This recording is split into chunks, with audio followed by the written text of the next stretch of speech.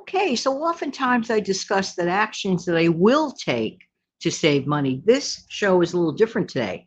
Today, I want to discuss 7 actions that I will not take in order to save money. Hey, good morning, good afternoon, good evening. Hi, this is Jan. Welcome to another episode of the Save Money and More Jan channel with Jan channel. How you doing today? Thank you so much for being here. I really do appreciate everyone's time. And as always, I hope that everybody's doing well this afternoon. Thank you for coming back this afternoon. I really appreciate every single one of you. And for those that don't know, I have a shorter form content. I call it the No Frills video, and that comes up at midnight, every single midnight, Monday through Friday. All right. So here, let's get started.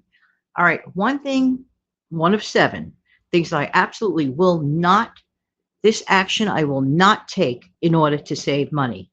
Skip meals. No, no, no, no, no, no, no. Let me tell you something. I have to be very careful of keeping my blood sugar level. I don't have diabetes. I'm not even pre-diabetic or anything in that nature, but I do know that there's a tendency in my heredity. So I keep an eye on that. So for me, Janet, I keep an eye on my blood sugar because it is important for me to avoid problems. And I'm not a doctor, so the word on the street, okay, is that skipping meals is not necessarily always a great thing for some people. Now, there are other people that are very happy with it and it works for them medically and in every way. And honestly, kudos for them. But for me, and because of my family background, I have to be very, very careful. Now, I could still save money and still have 3 square meals a day. Yes, I could. See, that's the big mistake. A lot of people, and this is why I wanted to address this as the first one. A lot of people think that, well, if they have 2 meals a day, that they're going to save money. Why not stretch your meal out? Why not? I mean, and when I say a meal, for example, my lunch doesn't have to be elaborate. Okay, in fact, they say eat breakfast like a king, eat lunch like a prince, and eat dinner like a pauper. How do you like that?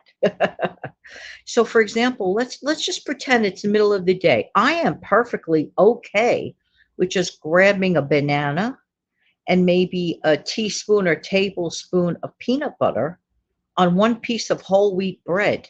My lunch is done. Bananas are not expensive. Peanut butter, when you get on sale, you could get a lot of half sandwiches of. Whole wheat bread, I like to get a certain brand. It's very reasonable and it's very, very good.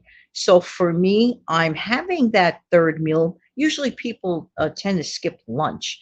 Well, actually, a lot of people tend to skip breakfast. And in my opinion, that's a mistake because even the word itself suggests it. Break fast, breakfast, break fast. You're breaking the fast of no food for hours and hours and hours on end. Honestly, it's a better idea, in my opinion, and I'm not a doctor. So do what works for you. But as far as saving money goes, I could still manage to create 3 meals on a budget. So when people say they do it for their budget, either they're spending way too much on their food allotment or something. But that's, again, personal preference. No judgment here. I'm just explaining actions that I will not take to save money. It's not a great idea for me to skip meals. And also, very importantly, it's not necessary for me to skip meals because with the same budget, I can create 3 meals a day. All right. So enough on that one. Next, I will not purchase a used mattress. The thought of using a pre-owned mattress from goodness knows where and goodness knows how, for me, it's just mentally disturbing. Even if you clean it well, for some reason, I'm just explaining me. That doesn't mean you have to feel that way. Using a cleaned used mattress is certainly better than zero mattress. I don't want anybody, like laying on cement floors or anything of that nature. I'm just explaining in order, as far as a money saving thing, no, I rather, for example, not buy what I call fluffery items. See, this is what I mean. This is why my frugal lifestyle is so important to me. I live in a world of frugal choices. So for me, I don't choose to do frou-frou stuff, if you will, fluffery things. Instead, I'd rather have my own mattress for my own self. That's just me. I'm Just saying. I will never judge another person. I do not walk a mile in their shoes. I do not know their life. I'm just explaining myself. All right, so that's the second one. There you go. The third one, I will not give up real milk from cows. I'm not saying I don't drink those other ones. Yeah, they're fun. Everyone, I consider drinking those like almond type milks and oat type milks. I consider that a treat. I don't personally want to use that as the main thing. Keep in mind, I'm a baby boomer. So keep in mind that my generation, we were like grown up and raised with milk. Okay. Ever watch those old TV classic shows? Now, I was never a huge fan of drinking plain milk. No, no. But I would utilize it, for example, utilize it in recipes, or if I put little, chocolate syrups in it, I would do that, or make a hot chocolate from scratch, using real milk. And I even consider the use of whole milk a treat because most of the milk I have is like in the 1 to 2% range. And every so often I'll treat myself, end of quote, to whole milk. No judgment to anyone else. This is just something I'm not going to give it up. I'm not going to give up cow milk just to save money. And by the way, if you look at some of the prices of that other special kind of milk, kind of up there as well. So unfortunately, there's no winner milk dinner.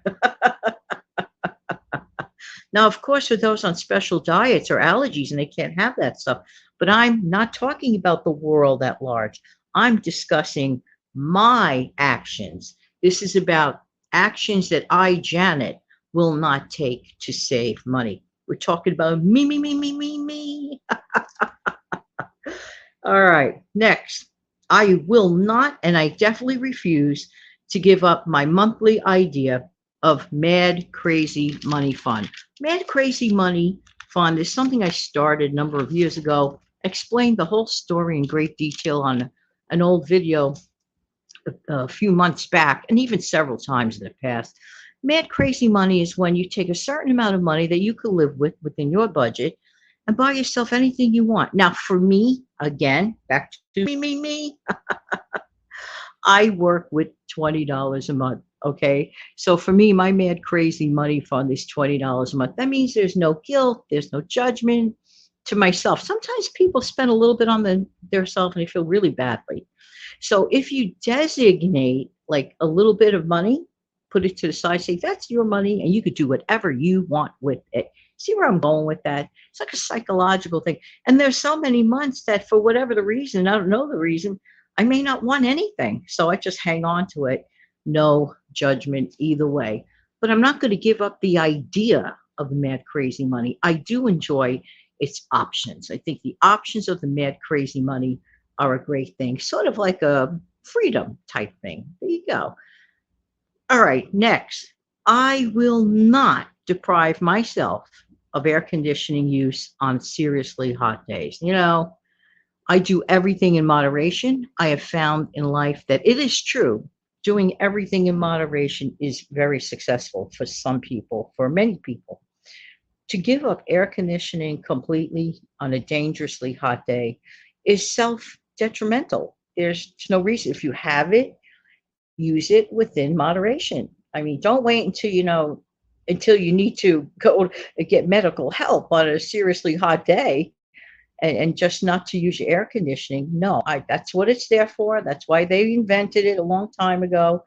But everything in moderation. So I will not deprive myself of the use of AC, especially these really hot days that they proclaim will be coming up a lot of times, at least in this area, in the next several months. So there you go. And finally, I will not deprive myself of decent quality footwear. No, your footwear is very important. If you wear, flimsy, broken down stuff, you don't feel right, you don't walk right, your balance is off. It could throw you off, walking. It's not safe, in my opinion. Again, my opinion, just one gal in New York's opinion, just saying, just saying. However, this is my suggestion. If you could find better quality footwear on the cheap, great. That's what you do. You go for it. You could find better quality footwear on the cheap. Just keep your eyes open. And when you see the one that you want, and if you can, if can afford it, see if you could get two of those, because it may be a little while if you find them at a bargain. Uh, Again, although I'm trying to think, I'm not positive. I would imagine near back to school time might be a good time to look. Not positive on that. I'm on the fence. Could be maybe off seasons usually better for sales. But anyway, the point being, look around, but don't deprive yourself like of good quality footwear, because it could be downright not a good thing for you, and you're going to feel uncomfortable. Always find the shoes that fit and look well for you, and you're happy with them, and you see where I'm going with this. Well, I hope that you enjoy listening to actions that I will absolutely not take to save some money, okay? But I will try to always do what I can to save money. I'm not going to give up those actions. I'm just saying, hey, let me know in the comments section below some of the stuff that you refuse to give up. I would love to know. Share it with us. Have an amazing, fantastic day. Don't forget to come back every single Monday through Friday for a shorter show at midnight. Take care. Bye bye.